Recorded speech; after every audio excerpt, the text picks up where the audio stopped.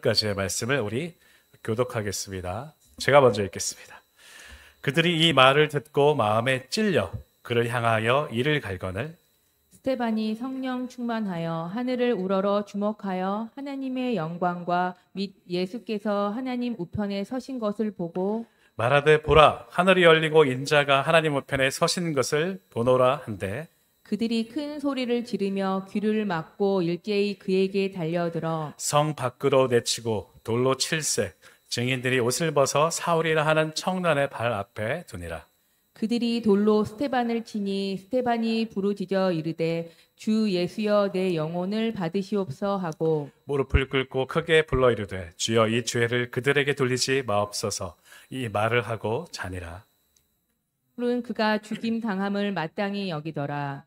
날에 예루살렘에 있는 교회에 큰 박해가 있어 사도 외에는 다 유대와 사마리아 모든 땅으로 흩어지니라. 경건한 사람들이 스데반을 장사하고 위하여 크게 울더라.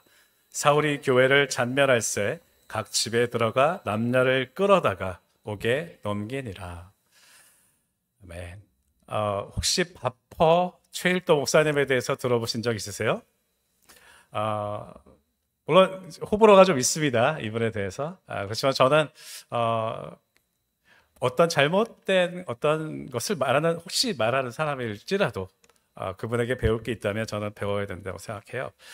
이분은 1988년부터 청량리에서 밥을 퍼주는 사역을 해오고 계십니다. 지금 34년이 벌써 되었어요. 그리고 교육 사역도 하고 계시고 의료 사역도 함께 하고 계세요. 가난한 사람들에게 밥을 퍼주는 사역을 하고 있습니다. 오래전에 제가 치유 사역에 관심이 많았을 때 그분이 운영하는 다일 공동체에서 하는 영성 수련회를 참석한 적이 있습니다.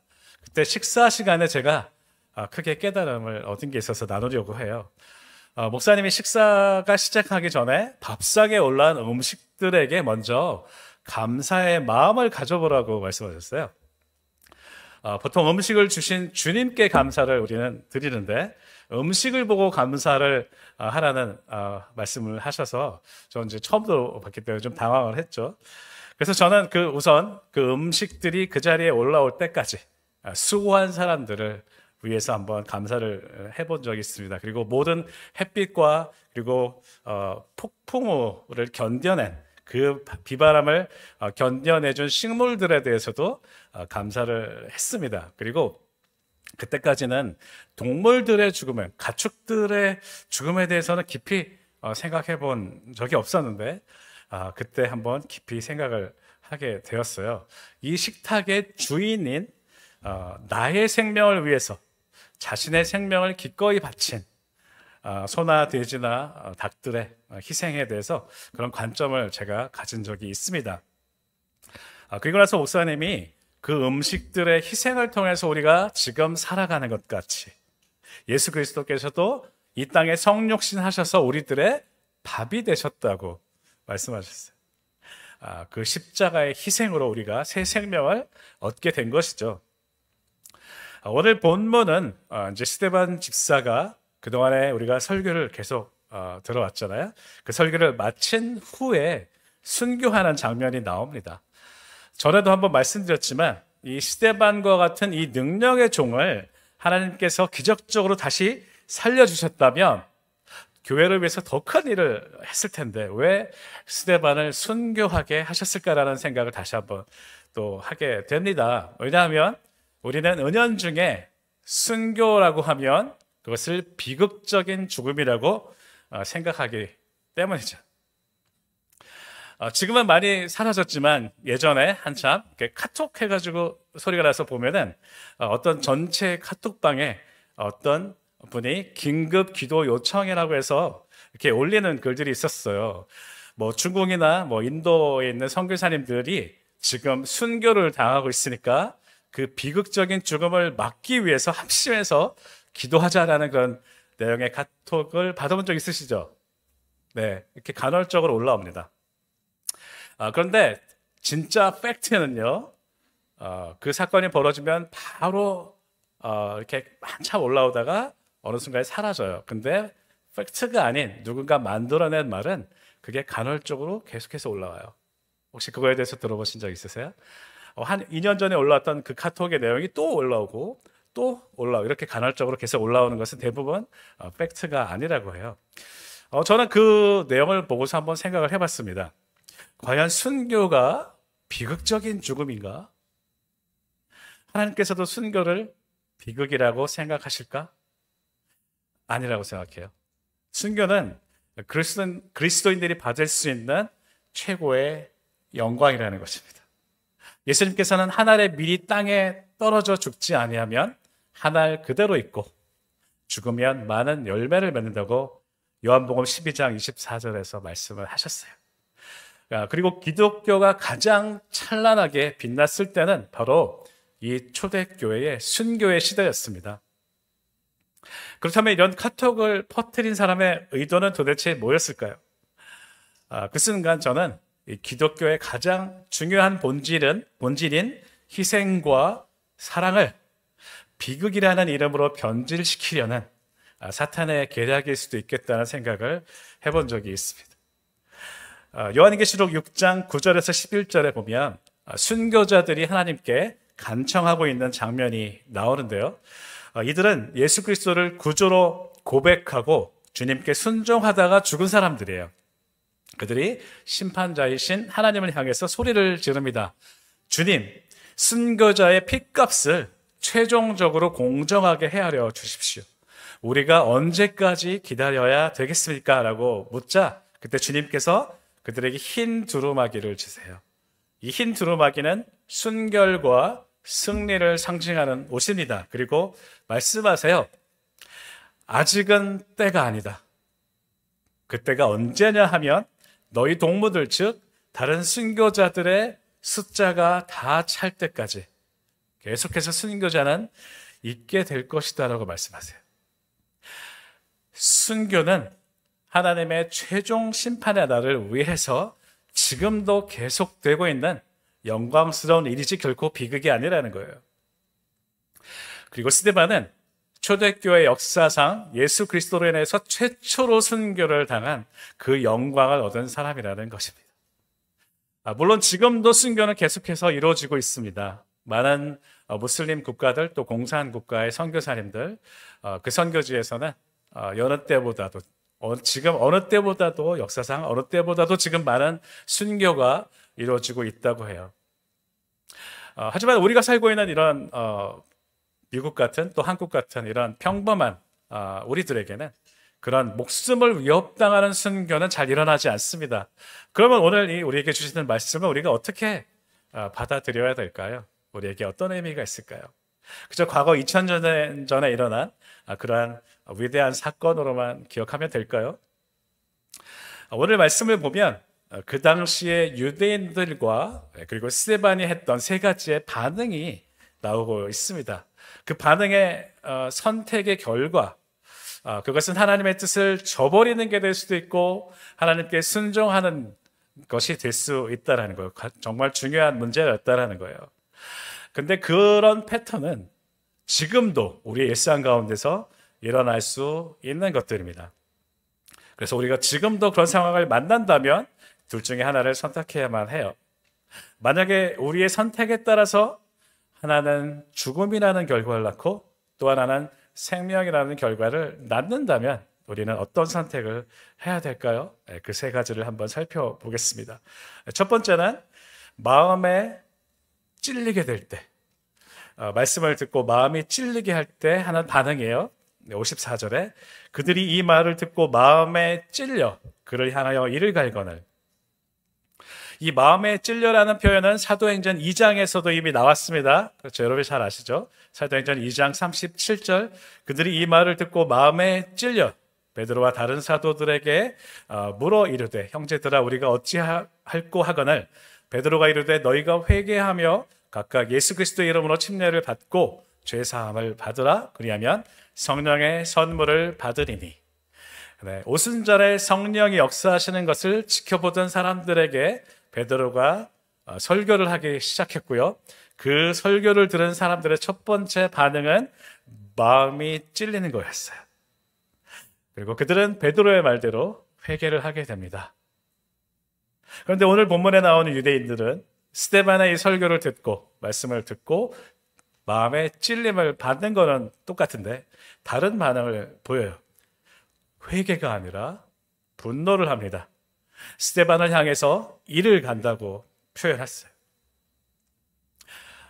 며칠 전에 우리 여전도의 회원분들과 이렇게 몇몇 회원분들과 말씀을 나누다가 제가 요즘에 하는 설교가 마치 자기 상황을 다 알고 있는 것처럼 하는 표적 설교라고 저한테 농담 삼아서 얘기를 하더라고요.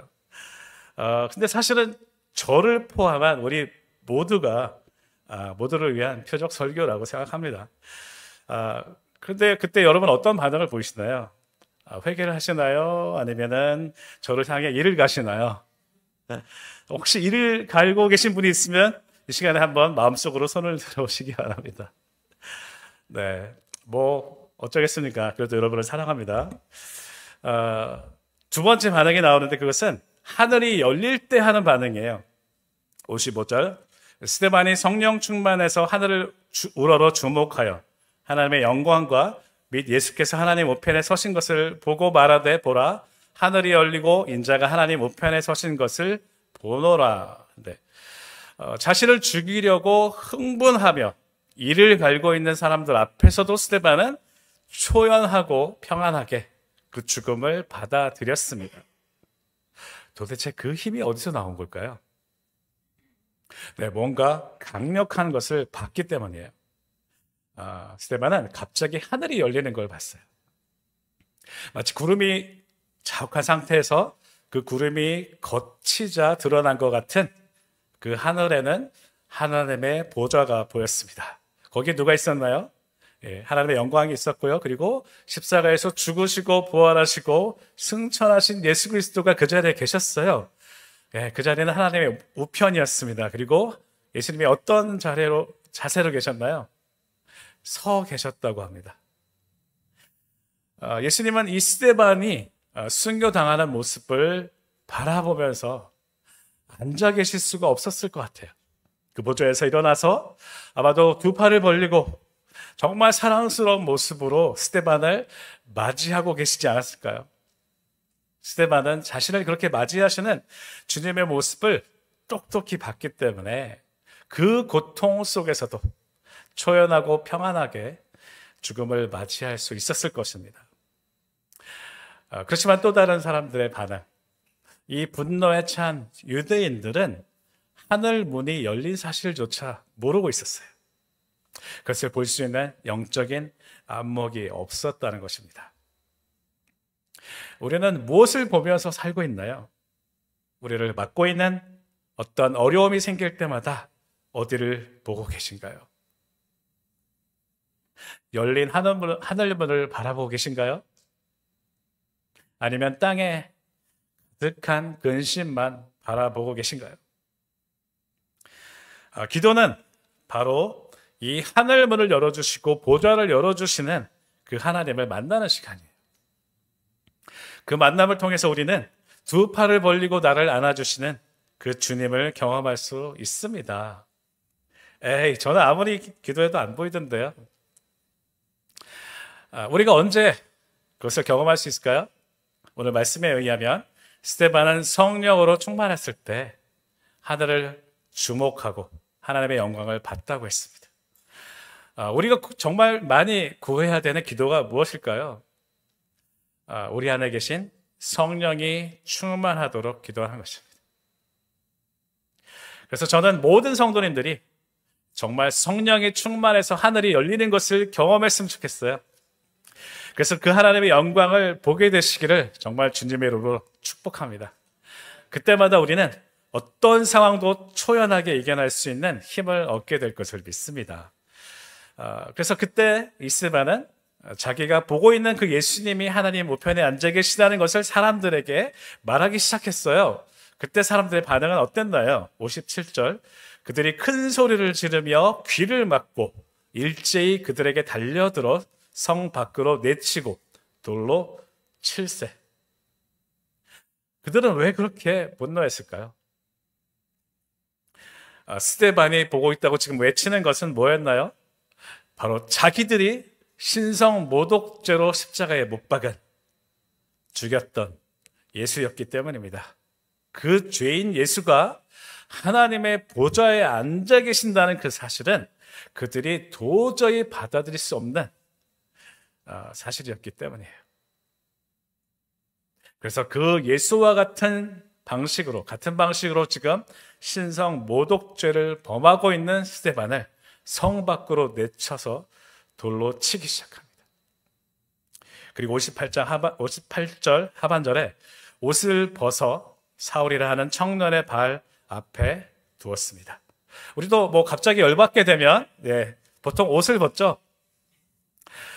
보통 싸움 잘 못하는 사람이 옷을 벗는 것 같아요. 그래서 이들도 분노가 머리 끝까지 올라와서 스데반을 돌로 치기 위해서 자신들의 옷을 벗습니다. 그리고 사울의 발 앞에 둡니다.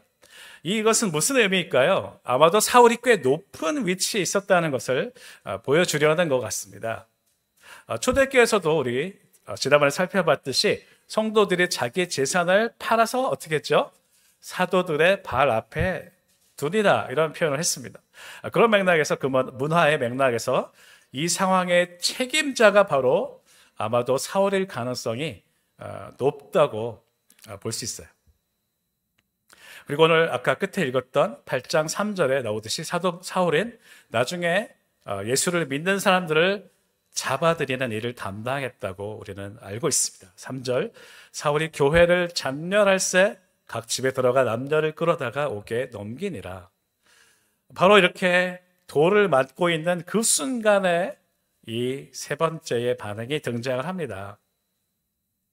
자신을 핍박하는 사람들에게 하는 반응이에요. 59절, 그들이 돌로 스데반을 치니 스데반이 부르짖어 이르되 주 예수여 내 영혼을 받으시옵소서 하고 무릎을 꿇고 크게 불러 이르되 주여 이 죄를 그들에게 돌리지 마옵소서, 이 말을 하고 자니라.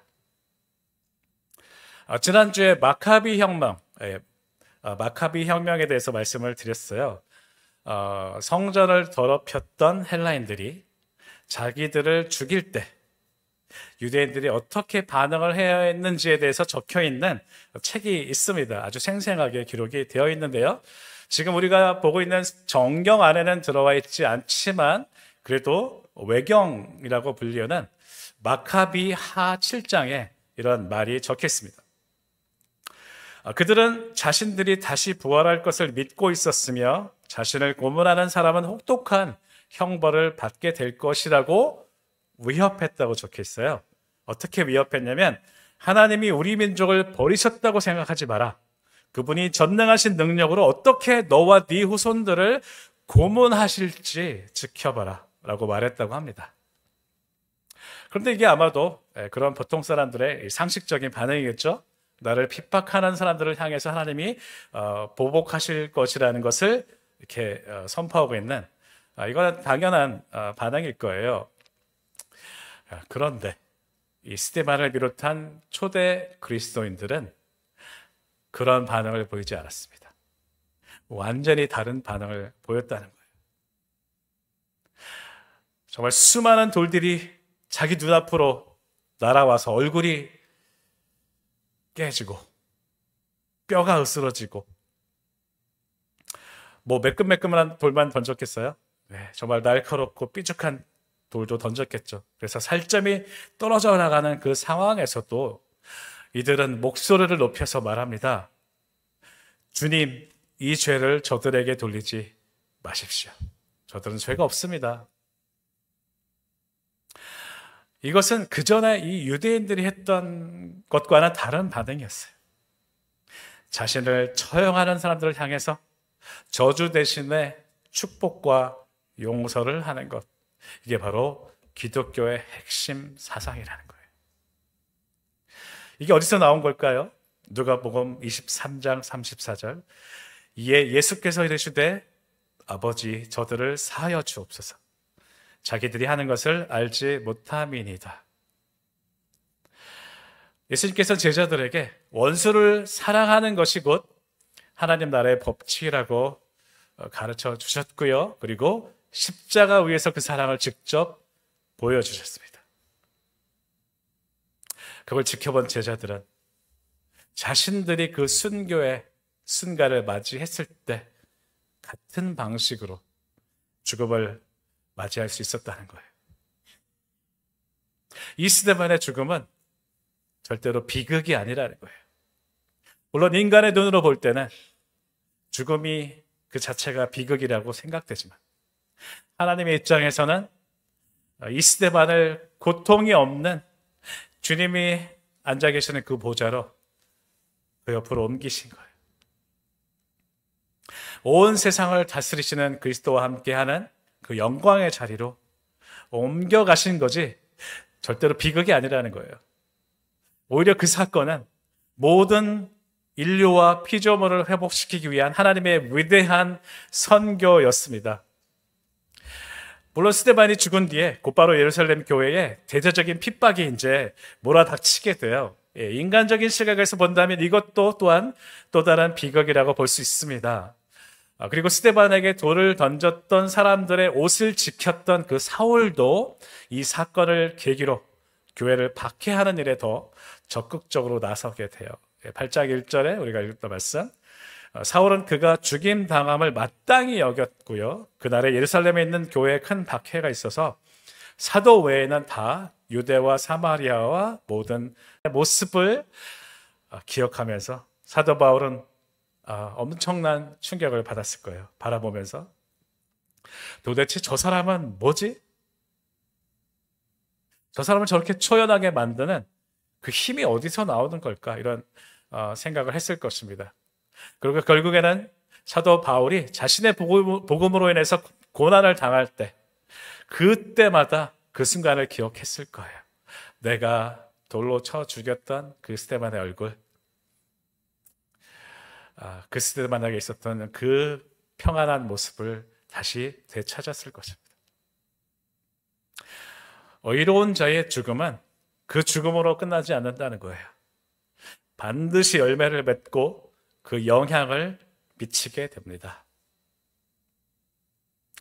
이렇게 자기를 죽이는 자들을 축복하고 용서하는 어떻게 보면 비상식적인 방식으로 살아가는 기독교인들은 결국 이 세상을 무섭게 변화시킵니다. 그리고 그 놀라운 복음은 헬라어라는 세계 공통 언어를 통해서 그리고 로마가 만들어 놓은 도로를 통해서 전 세계로 순식간에 퍼지게 됩니다. 스데반의 죽음은 온 세상에 폭발적으로 복음을 전하게 되는 다이너마이트와 같은 그런 다이너마이트의 뇌관과 같은 그런 역할을 하게 되는 거예요. 이게 바로 하나님이 일하시는 방법입니다. 이제 말씀을 정리하겠습니다. 기독교의 핵심되는 정신은 생명을 살리기 위한 희생이에요. 스데반은 순교를 당하면서도 그렇게 자신을 죽이는 사람들을 용서해 달라고 기도했습니다. 그래서 예수님의 십자가 정신을 이어갔어요. 이 충격적인 기도는 훗날 위대한 복음 전도자 사도 바울이라는 열매를 맺게 됩니다. 그리고 또한 전 세계로 복음을 확산하는 결과를 가져오게 됩니다.